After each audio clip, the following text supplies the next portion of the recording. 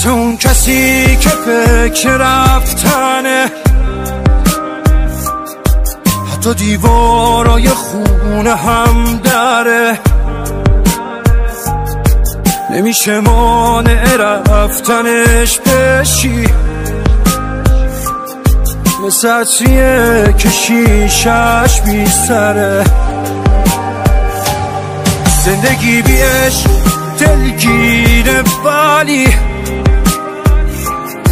دل تو هنوز پیشش گیره، ولی قلبت از تنهایی میگیره. ولی گاهی وقتا تنها بودن بهتره. گریه کن اما واسه حال خودت گریه کن، برای اقبال خودت قیده شو، بزن دلت مال خودت گریه کن، اما بدون بی اثره. گریه کن برای تسکین خودت گریه کن، به حال غمگین خودت گریه کن، با بغض سنگین خودت بگذر از اونی که از تو میگذره.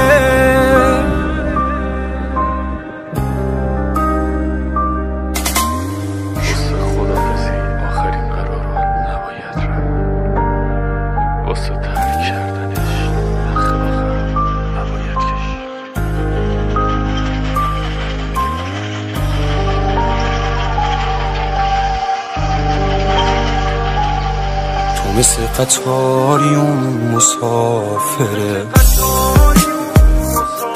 کل رابطه براش یک سفره. گریه کن وقت خدا حافظیه، دل بریدن نیست گاه آخره. تو به عد کافی پاش موندی بسه،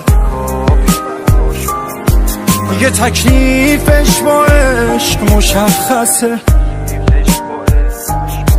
واسه اون عشق تو حکم قفسه، اون پرنده رو رها کن بپره.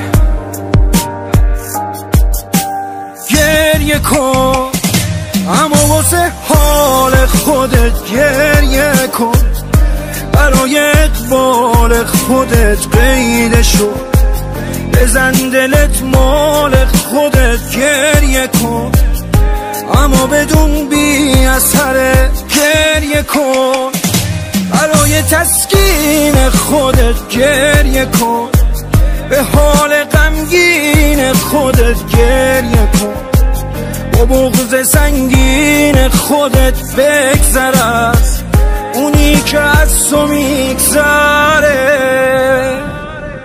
آرنج بای.